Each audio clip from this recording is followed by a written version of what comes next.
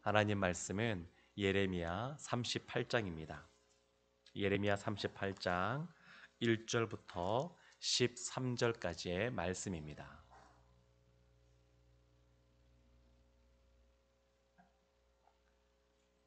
구약성경 1113쪽에 있습니다. 예레미야 38장 1절부터 13절까지의 말씀을 저와 여러분이 한 절씩 교독하겠습니다. mat단의 아들 스바랴와 바스울의 아들 그랴다와 셀레미아의 아들 유갈과 말기야의 아들 바스울이 예레미야가 모든 백성에게 이르는 말을 들은즉 이르기를 여호와께서 이와 같이 말씀하시되 이 성에 머무는 자는 칼과 기근과 전염병에 죽으리라. 그러나 갈대아인에게 항복하는 자는 살리니 그는 노량물을 얻음같이 자기의 목숨을 건지리라. 여호와께서 이와 같이 말씀하시니라. 이 성이 반드시 바벨론의 왕의 군대의 손에 넘어가리니 그가 차지하리라 하셨다 하는지라. 이에 그 고관들이 왕께 아뢰되 이 사람이 백성의 평안을 구하지 아니하고 재난을 구하오니 청하건대 이 사람을 죽이소서. 그가 이같이 말하여 이 성에 남은 군사의 손과 모든 백성의 손을 약하게 하나이다. 시드기야 왕이 이르되 보라 그가 너희 손 안에 있느니라. 왕은 조금도 너희를 거스를 수 없느니라 하는지라. 그들이 예레미야를 끌어다가 감옥들에 있는 왕의 아들 말기야의 구덩이에 던져 넣을 때에 예레미야를 줄로 달아내렸는데 그 구덩이에는 물이 없고 진창뿐이므로 예레미야가 진창 속에 빠졌더라. 왕궁 내시 구스인 에벳멜렉이 그들이 예레미야를 구덩이에 던져 넣었음을 들으니라.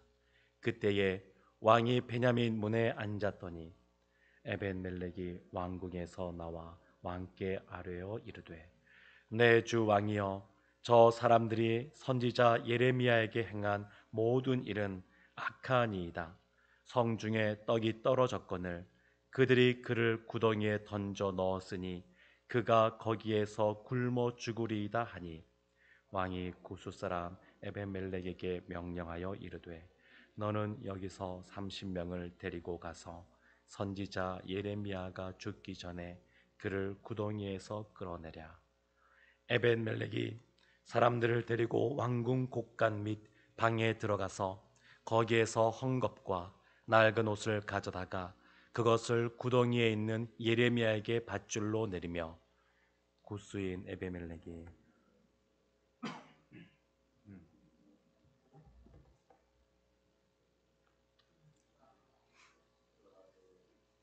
예레미야가 그대로 하매 같이 보겠습니다. 그들이 줄로 예레미야를 구덩이에서 끌어낸지라. 예레미야가 시위대 뜰에 머무니라. 아멘. 예레미야 38장의 오늘 본 본문의 말씀은 마치 그 위에 보면 예레미야 37장 그 후반부에 나오는 내용과 그 사건이 비슷한 내용이 기록이 되어지게 됩니다. 예레미야 37장에 보게 되면 이런 내용이 나오게 됩니다. 바벨론의 군대가 예루살렘을 다 둘러싸고 있다가 남쪽에 있었던 애굽, 이집트의 군대가 올라오는 걸 보면서 잠깐 그 경계가 풀어지게 됩니다. 그때 이 예레미야 선지자가 성문 밖에 나가고자 하게 되는데 그때 그 군대가 그 군대와 고관들이 예레미야를 붙잡습니다.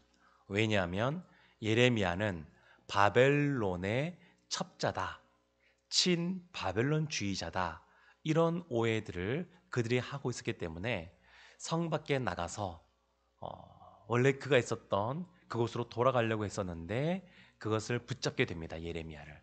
그리고 서기관 요나단의 집에 감옥이 있었는데 그 감옥 안에 가두게 됩니다. 그 감옥은 구덩이가 있었습니다. 그리고 그 위에 뚜껑을 씌운 웅덩이라고 나오는데 그곳에 가두어 두고 먹을 것을 주지 않았습니다. 근데 그렇게 굶주린 상태에서 이렇게 아사될 위기에 처했을 때에 시드기야 왕이 몰래 이 예레미야를 만나게 됩니다. 예레미야를 만나서 물어봅니다. 어떻게 되겠느냐 이 나라가. 예레미야가 동일하게 말합니다. 왕이시여 항복하셔야 됩니다. 이제는 바벨론 나라에 망하게 됩니다. 그러면서 이 예레미야가 한 가지 탄원을 하게 됩니다. 그것은 뭐냐면 왕이시여 내가 서기관 요나단의 집에 있는 감옥 그 웅덩이에 있으면서 죽을 위기에 처해서 정말로 두렵습니다. 그러니까 그곳에 다시 돌려보내지 말아 주십시오. 이렇게 탄원을 하게 됩니다. 그래서 왕이 그 왕궁에 있는 그 감옥들에 이 예레미야를 가두게 되고 하루에 한 개씩 떡 하나를 주게 했습니다. 예레미야가 그 뜰 안에 갇혀 있으면서 떡 하나를 먹고 있을 때에 그렇게 지내고 있을 때에 이 아주 대단한 권세가 있는 그런 고관들이 이 이야기를 듣고 알게 되었습니다. 그래서 오늘 본문 38장 1절에 그 사람들의 이름이 나옵니다. mat단의 아들 스베랴부터 해서 4명의 그런 고관들이 이미 나오게 되는데 그들이 왕에게 찾아갔습니다. 그러면서 하는 말이 뭐냐면 왕이시여 이 예레미야를 그냥 살려둘 수 없습니다. 죽여야 됩니다. 왜냐하면 예레미야가 하는 말 때문에 이 예루살렘 성에 있는 주민들의 마음이 흔들리고 군대의 그 군사들의 마음이 약해집니다. 죽이십시오. 이렇게 이야기하게 됩니다. 그때 시드기야 왕이 뭐라고 말하냐면 나는 원래 힘이 없으니까 너희들 마음대로 해라 이렇게 말을 합니다. 시드기야 왕은 애초에 바벨론에 의해서 왕으로 세움받은 사람입니다. 원래 이 시드기야라는 말 자체도 이 바벨론식의 이름입니다. 그러니까 처음부터 왕의 정통성이 약화된 별로 없는 그러한 왕이었습니다. 그러다 보니까 신하들이 더 이렇게 많은 권력을 잡고 있었고 왕을 좌지우지하고 있었던 그런 상황입니다. 그래서 이 왕이 너희들이 원하는 대로 해라 이렇게 예레미야를 내어주게 됩니다. 그래서 이 고관들이 어떻게 하냐면 왕의 아들 말기야의 구덩이에 던져넣게 되는데 그 구덩이가 얼마나 깊은지 그냥 던질 수가 없습니다. 그래서 예레미야를 줄로 묶어서 줄로 매달아서 내리는 겁니다. 그런데 이 구덩이에는 물이 말랐고 진흙이 있었다. 진창이었다. 이렇게 말을 합니다. 당시에 보게 되면 거기는 우기와 건기가 이렇게 나눠지게 되는데 우기 때 비가 올 때 물을 좀 담아두고 그 이후에 건기 때 물을 쓰기 위해서 웅덩이를 파곤 했었습니다. 깊이 웅덩이를 파서 얕게 파면 2m, 기록에 의하면 좀 깊게 파면 8m 이렇게 팠다 그럽니다. 깊이 아마 이 예레미야가 들어간 구덩이는 줄로서 내린 거 보니까 굉장히 깊이 판 것 같습니다. 깊이 판 다음에 물을 담아놨을 때 물이 새지 않도록 진흙 같은 것을 발라놨습니다. 진흙을 발라놔서 나중에 물을 담았을 때에 물이 새지 않도록. 그래서 이 진흙이 굉장히 이제 물을 계속 담다 보니까 깊어져서 아주 깊이 들어가는 것은 사람이 그 진창에 빠지면 한 가슴 높이까지 빠진답니다. 다리에 힘이 빠져서 주저앉게 되면 그 늪속에 빠지듯이 그냥 들어가서 죽을 수도 있는 그러한 상황입니다. 예레미야를 그러한 구덩이 속에 물은 없지만 진창 속에 이 예레미야를 빠뜨려 놓게 됩니다. 근데 이 사실을 왕의 내시 중에 이디오피아 내시 여기 보면 구스라는 지역으로 나오는데 구스 출신의 이방인 출신의 이 내시 중에 이 에벤멜렉이라고 하는 그러한 내시가 왕에게 찾아갑니다. 왕이시여 이렇게 하면 예레미야가 죽습니다. 왜냐하면 이 고관들이 예레미야를 죽이고자 했는데 본인들의 손으로 칼을 잡고 예레미야를 죽이기에는 본인들의 손에 피를 묻히기에는 왠지 꺼림칙한 겁니다. 하나님이 보낸 선자라는 것을 알고 있었거든요. 그러니까 꺼림직하니까 어떻게 하냐면 이 구덩이 속에 이 집어넣고 먹을 것을 주지 않고 아사시키려고 했던 겁니다. 죽이기는 죽이는데 본인들이 손을 대진 않는 겁니다. 그래서 이런 상황이 있으니까 왕이시여 예레미야가 죽을 상황에 처했습니다. 그러면 안 됩니다. 그러니까 이 시드기야 왕이 뜻을 돌이켜서 어떻게 하냐면 군사 30명을 내어줍니다. 생각해 보십시오. 구덩이에서 그냥 그 사람을 건지는데 그냥 몇 사람만 가도 충분할 텐데 무려 30명씩이나 보냅니다. 왜 그러냐면 그 구덩이 가운데 떨어뜨렸던 그런 고관들이 갖고 있는 그러한 군사력이 있습니다. 힘이 있습니다. 그 힘으로부터 그것을 보호하고 무사히 예레미야를 구출하려면 이러한 군대가 필요한 상황이었습니다. 왕이 명령했다라고 말해도 되지 않는 상황입니다. 그러니까 왕이 군사를 내어줘서 이렇게 예레미야를 구하게 되는데 그냥 구할 수 없으니까 헝겊이나 천이나 이런 것들을 다 묶어가지고 줄을 내려가지고 예레미야에게 이 가슴에 이 겨드랑이에 끼고 아마 묶으렸겠죠. 가슴 앞쪽으로 묶어서 끌어올리게 됩니다.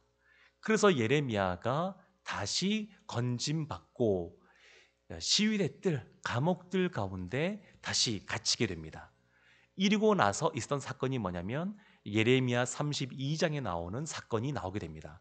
시간적으로 좀 왔다 갔다 하는 건데 이렇게 시위대들에 갇힌 다음에 그 다음에 그 사촌이었던 하나멜이 와서 쓸모없는 땅, 이제는 바벨론에게 정복당하여서 필요가 없는 땅이라고 볼 수 있는 아나도 땅을 사라고 말합니다.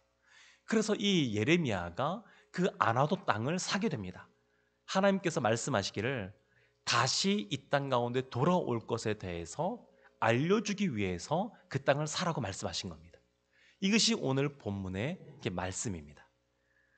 그러니까 내용을 좀 약간 정리할 필요가 있어서 좀 길게 말씀을 드렸는데 지금 예레미야가 이런 상황 속에 처해 있습니다. 오늘 말씀 보게 되면 사람을 죽이는 사람과 사람을 살리는 사람이 등장하게 됩니다.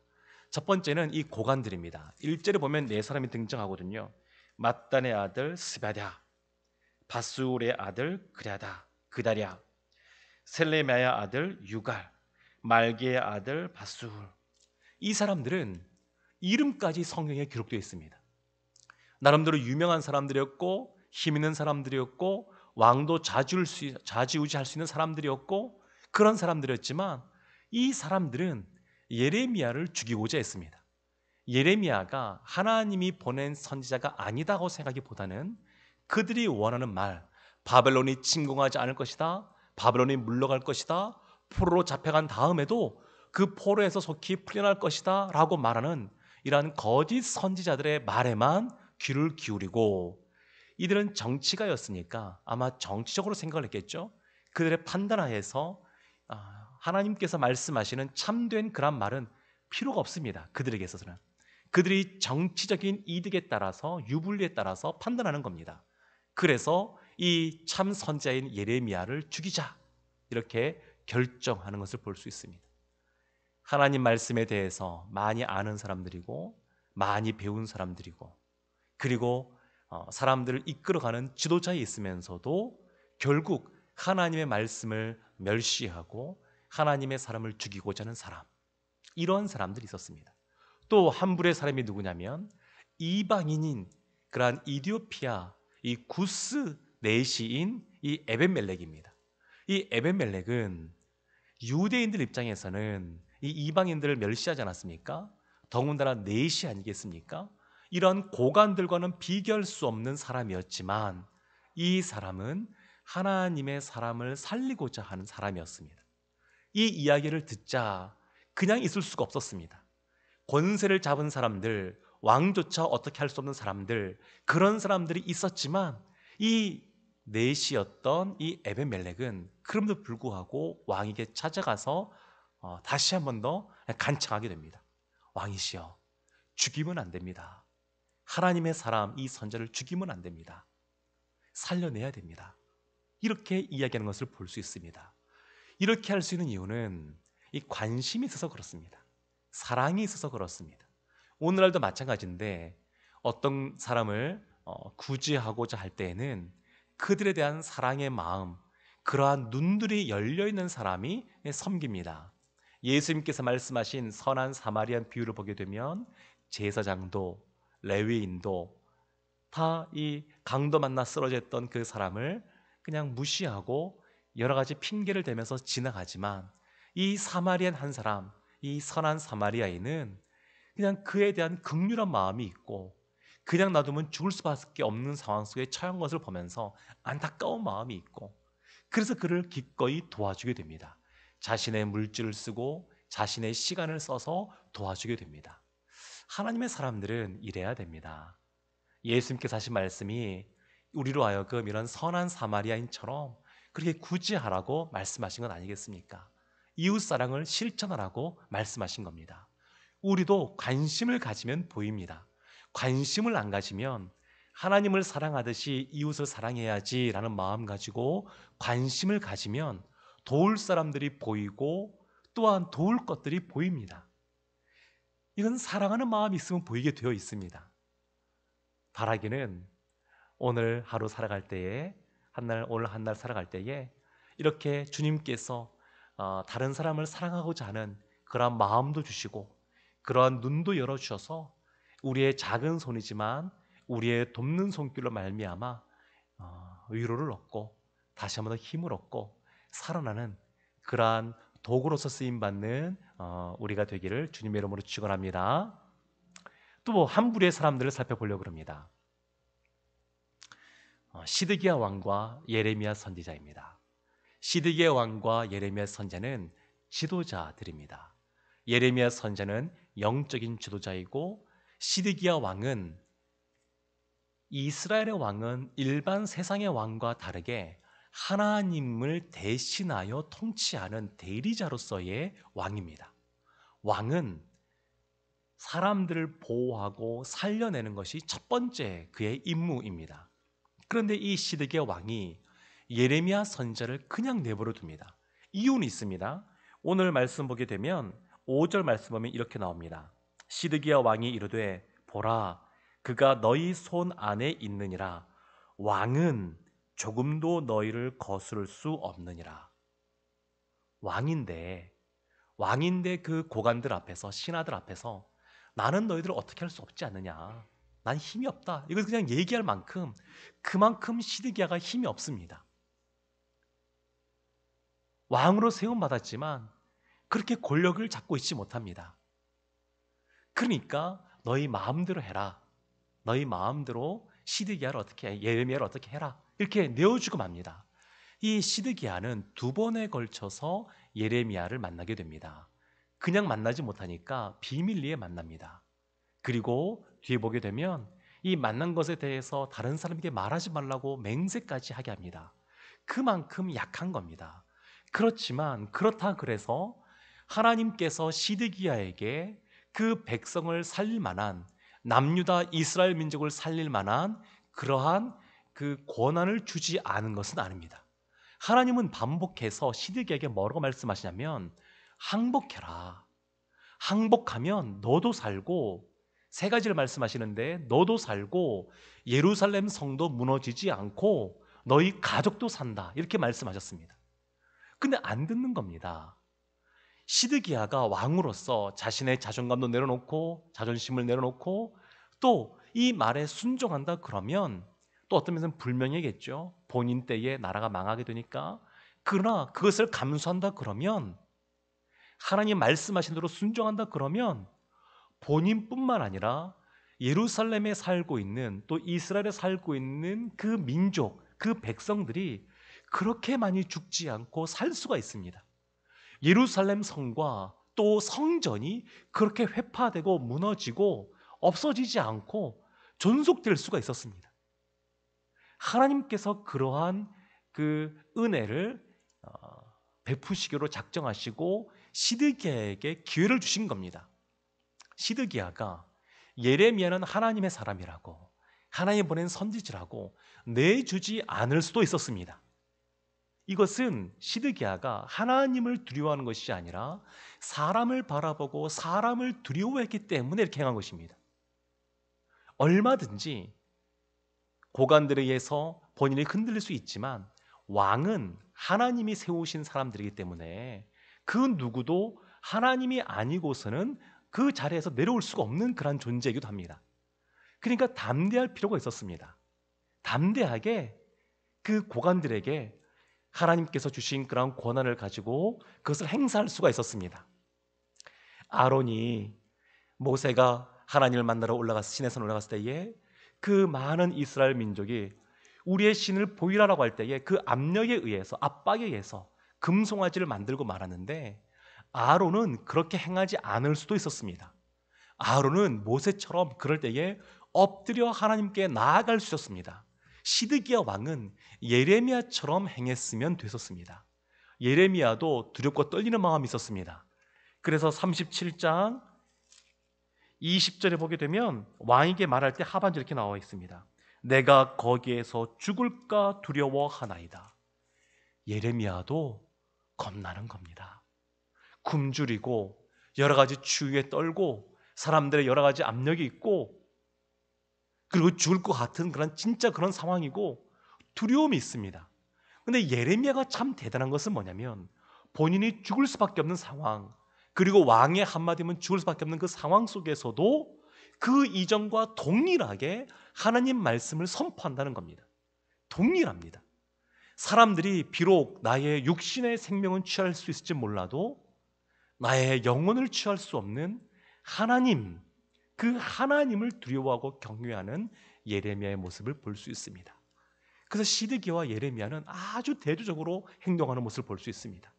이 고관들과 내시였던 에벤멜렉이 대적인 삶을 살았던 것처럼 시드기야와 예레미야도 다 하나님께 기름 부음 받은 지도자였지만 전혀 다르게 행동을 취하게 됩니다. 그 기준은 뭐냐면 사람을 두려워하느냐 하나님을 두려워하느냐, 그것이 기준이었습니다. 바라기는 오늘 하루 한 날 살아가실 때에 사람을 두려워하지 말고 세상적인 것을 두려워하지 말고 하나님을 경외하는 모습으로, 선으로 악을 이기는 모습으로 살아가시는 우리 성도님들 되시기를 주님의 이름으로 축원합니다. 아멘. 기도하겠습니다. 하나님, 주님의 뜻대로 살아갈 때에 예레미야 선지자처럼 구덩이에 빠질 수도 있고 굶주릴 수도 있고 목숨의 위협을 당할 수도 있습니다. 하나님, 그렇단다 할지라도 예레미야가 하나님을 경외함으로 하나님 말씀대로만 살고자 결심하고 행동했던 것처럼 에벤멜렉이 이방인 넷이었지만 생명을 소중하게 여기고 하나님의 사람을 귀하게 여기며 그를 구하기 위하여 애쓰던 모습처럼 우리도 예레미야나 에벤멜렉처럼 사람을 살리고 이웃을 사랑하며 하나님 말씀대로 살아갈 수 있는 모든 하나님의 신실한 자녀들 되게 하여 주시옵소서. 하나님, 하나님께서 예레미야를 그냥 두지 않으시고 이 에벤멜렉을 통하여 그의 생명을 구원하신 것처럼 우리의 삶 속에 앞뒤가 꽉꽉 막힌 것 같은 그러한 안타까운 절망에 있을 수밖에 없는 상황이란다 할지라도 우리를 구원해 내셔서 정말로 하나님의 살아계심을 다시 한번 더 경험할 수 있는 복된 한 날 되게 하여 주시옵소서. 우리를 사랑하시는 예수님의 이름으로 기도합니다. 아멘.